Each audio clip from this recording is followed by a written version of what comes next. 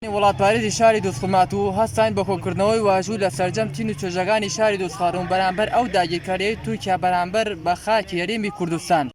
ئێمە وەکو گەنجانی وڵاتپارێزی خورمات و هەستان بە کۆکردنەوەی واژوو بۆ جێگیرکردنی حکومەتی تورکیا بۆ چی ئەم کارەکەوتنەوەی کە هەستا بە داگیرکردنی و سنوورەتانی خاکی هەرێمی کوردستان و عێراق. ئێمە وەکو گەنجانی وڵاتپارێزی دۆستخورمات و هەستاین بە کۆکردنەوەی واژوو دژی تورکیا بۆ داگیرکردنی باشووری کوردستان. سەرەتا بەخێراتنی جانتانەکەم بۆ شارە. ئێمە وەکو گەنجانی دۆستخورمات و وەکو خەڵکی دۆستخورمات و بە هەموو شێوەیەک پیدانەی ئەو داگیرکاری سەر بە دەوڵەتی تورکیا بۆ سەر باشووری کوردستان ئەکەین و داواکەین لە گەنجان کە ئێستا سەفەربەری بۆ هەفتانین دەستی پێ کردووە. تەمان ئەو سەفەربەریە گەنجانی وڵاتپارێز سەرپەرشتیەکەن. هەر کەس هەست بە بەرپرسیارەتی بکات بەرامبەر خاک و گەلی خۆی. بۆ ئێمە ئێستاکە هەڵمەتێکی واژووکردمان دەست پێ کردووە لە ناو شاری دۆستخورماتەوە. هیوادارین هەموو خەڵک لەو هەڵمەتەیە بەشدار بێت بۆ دژی داگیرکاری سەر گەلی باشوور. ئێمە وەکو گەنجانی شاری دۆستخورمات و گەنجانی وڵاتپارێزی خورمات و هەستاوین بە کۆکردنەوەی واژووی سەرجەم خەڵکی خورمات و بە هەموو پێکاتەکان و عەرەب و تورکمان و کوردەوە دژی داگیرکاری تورکیا بۆ سەر هەرێمی کوردستان. سەرەتا بەخێراتتان دەکەم. بەڕاستی ئەم واژوو کۆکردنەوەی بۆ دەرکردنی داگیرکاری دەوڵەتی تورکیا لە هەرێمی کوردستان و عێراق ئێمە ئەو داگیرکاریە شەرمەزارەکەین وەکو خەڵکی دۆستخورمات و بەڕاستی جێگای شەرمەزاریە کە هەندێک لایەن پێشی ئەو داگیرکاریە کەوتون بۆ لەناوبردنی گەلی کورد بۆ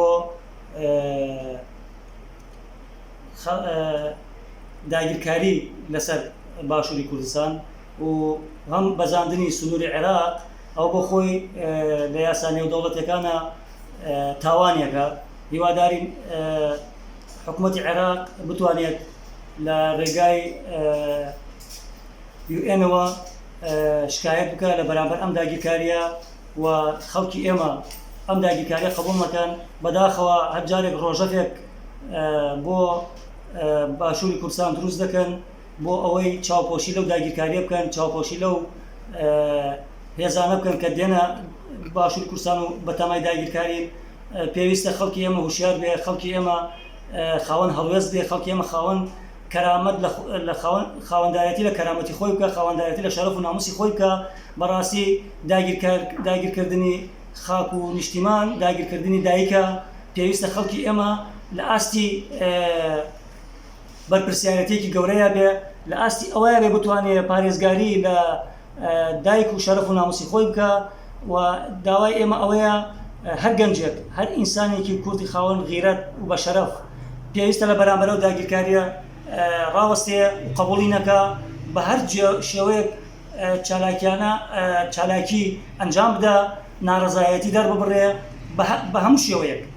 و ئێمەش وەکو خەڵکی دۆستخورمات و بە هیچ شێوەیەک ئەو داگیرکاریەمان قبوڵ نییە و قبوڵشی ناکەین و ئامادەین لە پێناوی هەرێمی کوردستان و ئەو سنوورانەی کە ئەیانەوێ داگیری بکەن ئامادەین گیانی خۆمانش بەخت بکەین. ئێمە وەکو گەنجانی وڵاتپارێزی دۆستخورمات و هەستاین بە کۆکردنەوەی واژوو لە دژی ئەم کارەکردنەوەی تورکیا لە بەرامبەر خاکی کوردستان و خاکی عێراق. ئێمە وەکو گەنجانی قەزمی شارە زۆر ناڕزایی خۆمان دەرەبڕین بەرامبەر ئەم گەرشەی تورکیا بۆ سەر کوردستانی عێراق. ئێمە وەکو هەر چوار پارچەکە کورد ئەبێ ئەمە قبوڵ نەکا و داوا لە عێراقی جێگەن کە عێراق دەوڵەتێک و سیادەی خۆیە دژی ئەم هێرشەی تورکیا بۆسێتەوە و ئێمە بە هەموو شتێک ناڕزاین، یعنی وەکو گەنجانی هەر چوار پارچە دژی ئەم زوڵمەی تورکیا وەسینەوە و شەرمەزارێکین.